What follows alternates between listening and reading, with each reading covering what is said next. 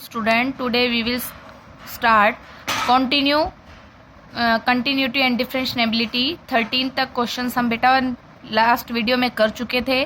Basic concepts भी clear कर चुके थे। अब हम नेक्स्ट क्वेश्चन नंबर 14 से स्टार्ट कर रहे हैं।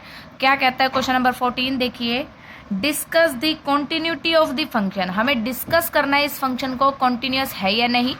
एफ ऑफ एक्स दे रखा है 3 if 0 less than equal to x less than equal to 1, 4 if 1 less than x less than 3, 5 if 3 less than equal to x less than equal to 10।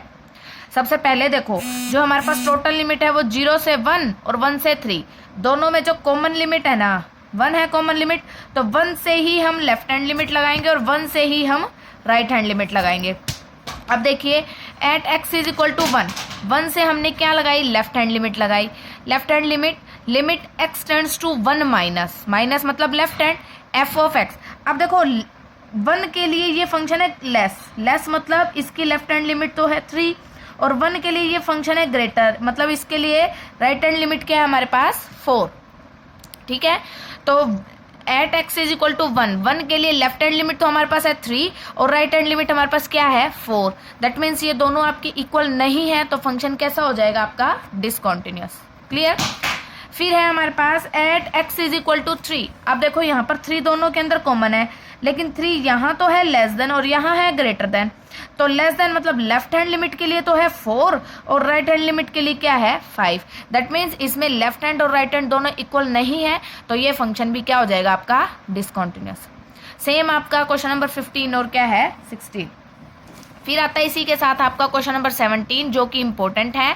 Find the values of a and b so that then the function defined by, क्या दे रखा है function? F of x is equal to a x plus 1 if x less than equal to 3, b x plus 3 if x greater than 3। Less than का मतलब left hand limit, greater than का मतलब right hand limit. Left hand limit में क्या करते हैं? x is equal to, limit हमारे पास 3 है तो 3 माइनस एच और h टेंड्स टू 0। आपको गिवन स्टेटमेंट में जहां जहां x है वहां क्या रखना है? 3 माइनस एच, और लिमिट h टेंड्स टू क्या हो जाती है? 0। अब जहां जहां आपका h आएगा वहां आपका क्या हो जाएगा? 0। अब जैसे ये स्टेटमेंट हमारे पास बनी है 3a minus A H plus में 1, यहाँ पर h की जगह 0 रखते हैं तो ये बन गया 3a प्लस में 1। फिर इसी में ही इक्वल टू का साइन भी है क्वेश्चन में। देखो इक्वल का मतलब अब इसमें डायरेक्ट एक बार x की जगह 3 रखना है आपने। x की जगह जैसे ही 3 रखते हैं तो ये बन गया 3a प्लस में 1। फिर राइट हैंड में क्या है अपने पास? x ग्रेटर देन 3 और वैल्यू क्या है अपने पास? bx प्लस में 3। अब यहाँ पर राइट हैंड में हम करते हैं x is equal to 3 plus में h और h टेंड्स टू 0, तो limit x tends to 3 f of x is equal to limit x tends to 3 b x plus में 3, मतलब x की जगह हमने क्या रखा? 3 प्लस में h और लिमिट h टेंड्स टू 0, तो ये हमारे पास डिजिट क्या बन गई? 3b प्लस में hb प्लस में 3। h की जगह हमने क्या रखा? 0। h की जगह 0 रखने के बाद हमारे पास क्या डिजिट आ गई? यहाँ से देखो बेटा क्या बन गई हमारे पास? 3b प्लस में 3। फिर left hand is equal to right hand limit, और लेफ्ट हैंड और राइट हैंड को इक्वल में रखते हैं तो ये बन जाता है 3a प्लस में 1 is equal to 3b plus में 3। a और b ना मेरे पास a की वैल्यू है ना मेरे पास b की है, तो a और b को एक तरफ ले लो और जो कांस्टेंट डिजिट है उसको एक तरफ। अब हमारे पास स्टेटमेंट आ गई a minus b is equal to 2/3। यहाँ से या तो आप a की वैल्यू निकाल सकते हो या b की। अब मैंने जैसे a की वैल्यू निकाली b प्लस में 2/3। अब यहाँ पर क्या है? 4 यानी आर्बिट्रेरी वैल्यू। आर्बिट्रेरी का मतलब आप b की जगह कोई भी वैल्यू रखते जाओ, 0 1 2 3 समथिंग कुछ भी रखोगे तो आपको a की वैल्यू मिलती जाएगी ना, या फिर a की रखोगे तो आपको b की मिलती जाएगी।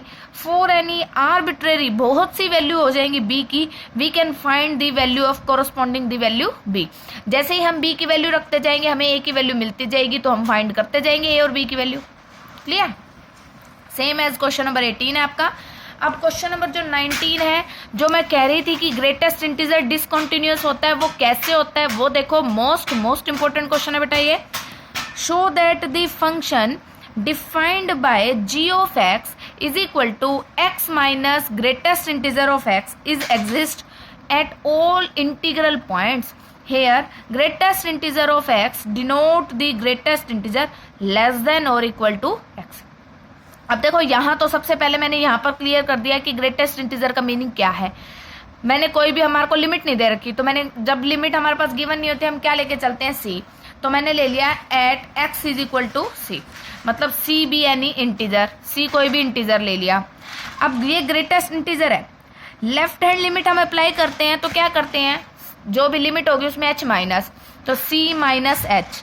जब भी ग्रेटेस्ट इंटीजर के अंदर कोई भी फंक्शन नेगेटिव होता है तो जो भी हमारे पास लिमिट होगी ना उससे एक कम हो जाता है।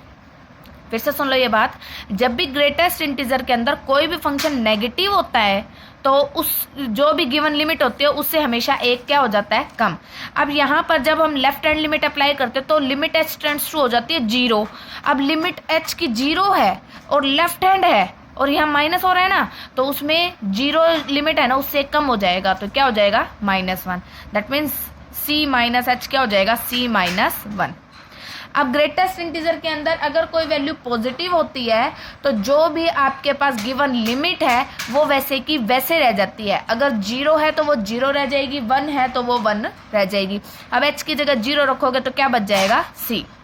और अगर कुछ भी ऐड नहीं कर रहे, कुछ भी सब्ट्रैक्ट नहीं कर रहे, ऐसे कैसे रख रहे हो तो वो वैल्यू ऐसे की ऐसे रहेगी। देखो अब कैसे क्वेश्चन पे अप्लाई करते हैं। हमारे पास फंक्शन दे रखा है g of x is equal to x minus greatest integer of x at x is equal to c. C दे रखी है ना लिमिट, हम पहले लेफ्ट हैंड अप्लाई करते हैं, एक्स की जगह रखा c minus h minus greatest integer of c minus h. ये सी माइनस एच तो एज इट इज और इसकी वैल्यू मैंने ऊपर डिफाइंड करके बताई है, सी -1 होती है, तो ये रह गया 1 माइनस एच। एच की जगह जीरो रखेंगे तो क्या हो जाएगा, 1। सिमिलरली राइट हैंड लिमिट में करना है आपको। राइट हैंड लिमिट में क्या कहता है, सी प्लस एच माइनस, और यहाँ पर c प्लस एच की वैल्यू मैंने आपको डिफाइन करके बताई है क्या होती है, c, तो ये कट जाएगा, h रह जाएगा और h की लिमिट क्या हो जाएगी, 0। और इक्वल वाला केस बताया था वो c है। अब लेफ्ट हैंड तो है हमारे पास 1, राइट हैंड है हमारे पास 0 और इक्वल वाली वैल्यू है c, तो ये क्लियर, मतलब इक्वल टू नहीं है तो function is discontinuous. Clear, important question है बेटा ये। फिर है आपके पास question number 21, discuss the continuity of the function f of x is equal to sine x plus में कोस एक्स। ये ट्रिग्नोमेट्री से रिलेटेड है, ये आपकी 11th में भी आया है इस टाइप से question. Multiply and divide by √2, √2 से मल्टीप्लाई कर दिया, √2 से डिवाइड कर दिया। और इसको करने का एक मेथड ये भी है कि आपको कॉन्टिन्यूस चेक करना है तो डायरेक्ट आप लेफ्ट हैंड लिमिट लगा दो, राइट हैंड लिमिट लगा दो, जरूरी नहीं है आपको ये वाला स्टेप भी करना है, ठीक है। पर इससे थोड़ा सा ईजी हो जाता है और कुछ नहीं है, डायरेक्ट भी कर सकते हो आप कि एक्स की जगह पाई ये सी प्लस एच और सी माइनस एच रख के, ठीक है। मैंने क्या किया, √2 से मल्टीप्लाई और √2 से डिवाइड किया, तो डिवाइड वाला एज इट इज और मल्टीप्लाई वाला एज इट इज और डिवाइड वाले को अंदर लेगी। तो ये साइन एक्स इसको लिख दिया cos π/4, ये कोस है तो इसको लिख दिया साइन π/4। ये फॉर्मूला बन गया sine a cos b plus cos a sine b sine of a plus b. अब इस पर आपको लेफ्ट हैंड अप्लाई करनी है और राइट हैंड अप्लाई करनी है, दोनों इक्वल आ जाते हैं, function is continuous. Same b part है आपका। सी पार्ट में थोड़ा सा चेंज है, वो क्या है, sine x into cos x. अब ये इंटू आ गया तो 2 से मल्टीप्लाई और 2 से डिवाइड कर दिया, तो ये 2 sine x cos x, that means ये बन गया हाफ ऑफ साइन 2x। अब इस पे वही लेफ्ट हैंड लिमिट लगानी है और क्या लगाना है आपको, राइट हैंड लिमिट। क्लियर। फिर 22 का क्वेश्चन क्या कहता है, discuss the continuity of cosine मतलब कोस एक्स पे, कोसिकेंट मतलब कोसिकेंट एक्स, सीकेंट एक्स और कोटेंजेंट एक्स।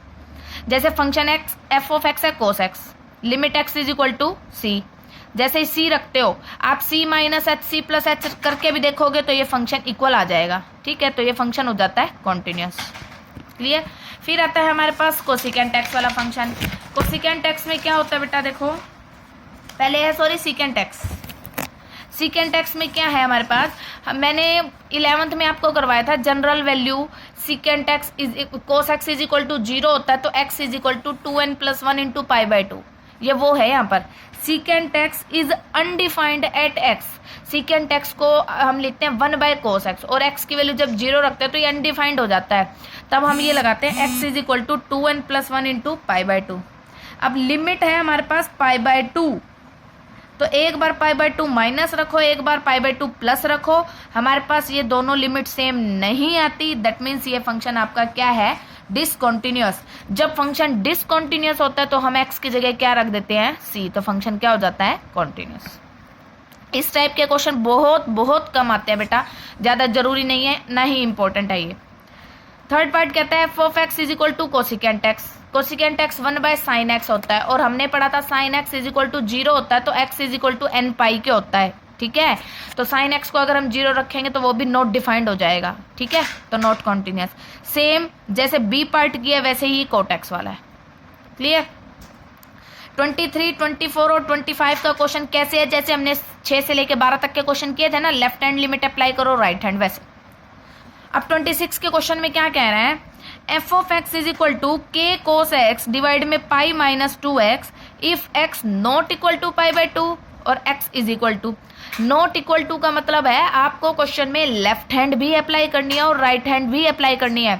पिछले जो क्वेश्चंस थे उसमें आपको लेस देन और ग्रेटर देन गिवन होता था, तो हम लेस देन को देख के पता करते थे कि यहाँ लेफ्ट हैंड लगानी है, और ग्रेटर देन को देख के पता करते थे यहाँ हमें राइट हैंड लगानी है। बट यहाँ नॉट इक्वल टू है, दैट मीन्स आपको इसी के अंदर लेफ्ट हैंड लगानी है और इसी के अंदर क्या लगानी है, राइट हैंड। देखिए limit x tends to pi by 2, pi by 2 मतलब एक बार लगानी है left hand, pi by 2 minus h, तो h tends to 0, k cos pi by 2 minus h, pi minus 2 into pi by 2 minus h।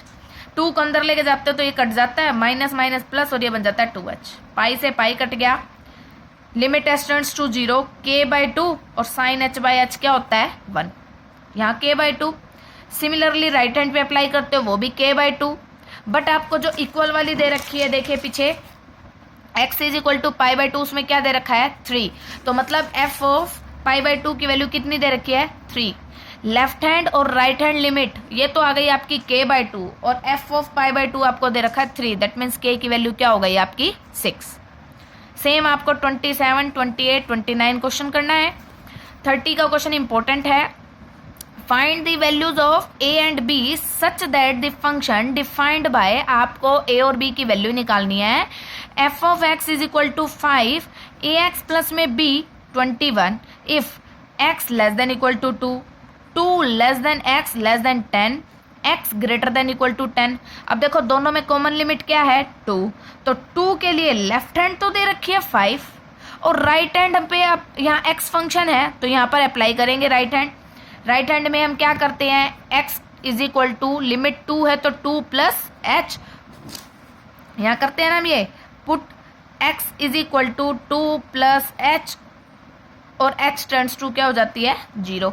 तो जहाँ जहाँ x था वहाँ मैंने क्या रख दिया, 2 प्लस में h। तो अब यहाँ से क्या बन गई, h लगाते ही 2a प्लस में ah प्लस में b, तो h की जगह 0 रखते हैं, ये बन गई 2a प्लस में b। फिर देखिए अब यहाँ पर दोनों में कॉमन लिमिट है 10, 10 के लिए लेफ्ट हैंड में तो x है लेकिन राइट हैंड क्या है, 21, तो हम लेफ्ट हैंड अप्लाई करते हैं। पहले वो उसी में देखो, पहले बेटा लेफ्ट हैंड और राइट हैंड लिमिट में लेफ्ट हैंड तो थी उसकी 5 और राइट हैंड आई थी 2a प्लस में b, ना तो a की वैल्यू है ना b की, इससे इक्वेशन बन गई 1। अब x इज इक्वल टू 10 से लेफ्ट हैंड लिमिट अप्लाई करते हो तो ये आ जाता है 10a प्लस में b, और राइट हैंड दे रखी है 21, दोनों को इक्वल रखते हो तो ये बन गई 10a प्लस में b इज इक्वल टू 21। अब दो इक्वेशन है, दोनों को सोल्व करके आपको a और b की वैल्यू निकालनी है, क्लियर। फिर है question number 31, show that the function defined by f of x is equal to cos x square is a continuous function. Cos x square, इसके अंदर अब दो चीजें हैं, एक तो ट्रिग्नोमेट्री फंक्शन और एक पोलिनोमियल फंक्शन है। f of x is equal to cos x square, दो चीजें, इसको दो पार्ट में ब्रेक कर दिया, एक तो g ऑफ x मतलब कोस, ये एंगल हो गया x, और दूसरा जो पोलिनोमियल फंक्शन है उसको अलग लिख दिया, ठीक है। अब कोस एक्स मैंने आपको बताया था ट्रिग्नोमेट्री फंक्शन हो, लोगैरिथम हो, पोलिनोमियल फंक्शन हो, सारे फंक्शन होते हैं कॉन्टिन्यूअस, सिर्फ ग्रेटेस्ट इंटीजर फंक्शन को छोड़ करके। अब ये जो जी एक्स है ये हमारा ट्रिग्नोमेट्री फंक्शन है, एच एक्स है ये हमारा पोलिनोमियल फंक्शन है, तो जी और एच दोनों ही कॉन्टिन्यूअस हैं। जब दोनों कॉन्टिन्यूअस है तो हम निकालते हैं g of h x, that means g h of x g h x की वैल्यू है एक्स स्क्वायर और जी एक्स क्या है हमारे पास कोस एक्स, तो cos x square is also continuous function. Same आपको 32 का क्वेश्चन है, देखो जैसे ये वाला, show that the function defined by f of x is equal to mod cos x. अब इसमें भी दो फंक्शन है, एक तो हो गया मोड और एक हो गया ट्रिग्नोमेट्री। हमने ले लिया g x is equal to mod x और h x is equal to cos x. फिर से फाइंड करो जी ऑफ एच एक्स। अब ये भी मॉड्यूल्स फंक्शन है, ये ट्रिग्नोमेट्री है, दोनों ही फंक्शन आपके पोलिनोमियल है, दैट मीन्स दोनों ही कॉन्टिन्यूअस है, तो जी ऑफ एच भी कॉन्टिन्यूअस होगा। जी एच एक्स की वैल्यू कोस एक्स और g of x that means mod x, तो ये आ गया ना अपने पास मोड ऑफ कोस एक्स। तो जी एक्स भी कॉन्टिन्यूअस, एच एक्स भी कॉन्टिन्यूअस, तो g of h is also continuous. Same आपको 33 और 34 का क्वेश्चन करना है बेटा, जहां डाउट आएगा वहां हम क्लियर करेंगे व्हाट्सएप पे। अब ये एक्सरसाइज हमारी कंप्लीट हो गई है, नेक्स्ट वीडियो में हम नेक्स्ट एक्सरसाइज के बेसिक कंसेप्ट्स एंड एक्सरसाइज के क्वेश्चंस करेंगे। क्लियर? ओके, थैंक यू बेटा।